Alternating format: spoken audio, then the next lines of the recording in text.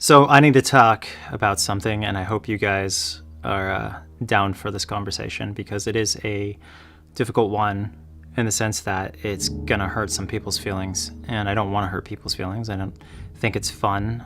I'm not sadistic about it, but it has to be done because I can't express to you guys who I am or how I feel without doing it. So, I have a long past of dating people who smoke pot. And immediately people will think about one person or another when I say this, but when I say I have a long past, I mean since I was like 13. And we're talking about a lot of people in between 13 and now, like, you know, in serious relationships, maybe 10 people. And of those 10 people, you know, you'd have 1/3 of them who smoked weed. And then you look at all the people who've ever cheated on me and lied to me, often simultaneously, and they're all pot smokers. And you might think, well, that's just, you know, a very limited personal experience that you had. And that might be fair.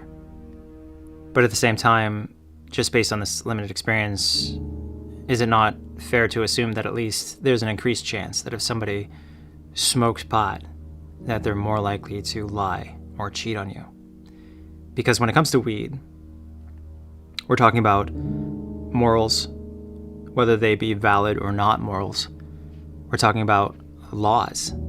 In many places, you know, if you respect laws in general or not, that may say a lot about you, depending on the specific circumstance, whether or not you're trying to save someone's life by crossing a border.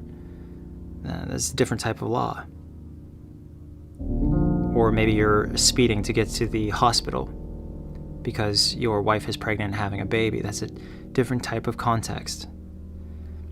When you're doing something that's straight up criminal that could get you thrown in jail for a very long time, depending on the quantity of illegal drugs that you have, you know, do you want to date a person who is putting themselves at risk and you at risk?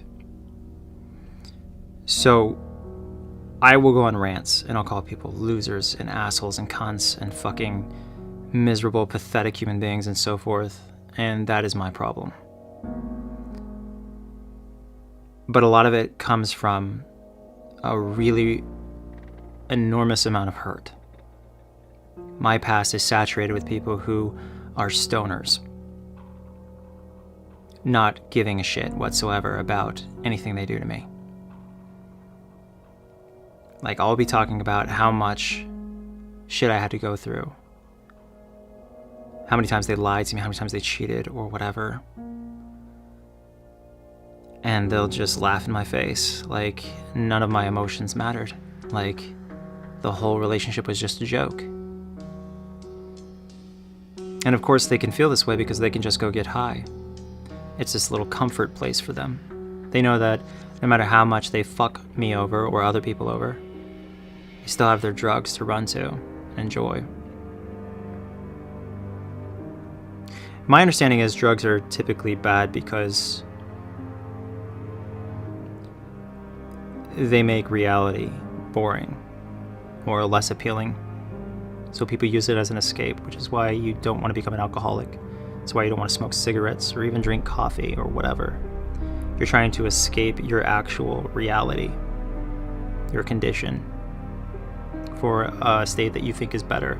So you start prioritizing that over other human beings. Maybe not coffee. Some people will, for sure, but it's addictions in general. And when you find someone who has an addictive personality, it seems like you're setting yourself up for a world of hurt. Because addictions can be stronger than friends, lovers, family, anything. There's so much pain in so many of us that all we can think about is ourselves sometimes. The human condition is a chaotic and horrifying one at times. But ultimately the point of this video is to say I have a lot of issues when it comes to stoners because most every stoner I've ever met has significantly betrayed me in some way, and it was directly associated with the drug. And, you know, I've never been one to be like, you know, don't do legal drugs. It's always been, don't commit crimes which could get you thrown in prison. Don't create environments around children that could lead them to using drugs as well. That stance, which I would hope most people would think is rather proportionate and understanding, reasonable. But, with the way things change, maybe drugs will become the new norm, and most everyone will be doped up, looking at life in general apathetically as they live their doped up life. The balance of reality is constantly fragile. We learned that with our last election. Things we never thought we saw. We think one thing is the absolute limit. We're on the absolute cusp of what offends us or what is horrifying. And then it goes one step further. How much longer till we don't even recognize what our society is or who we are anymore?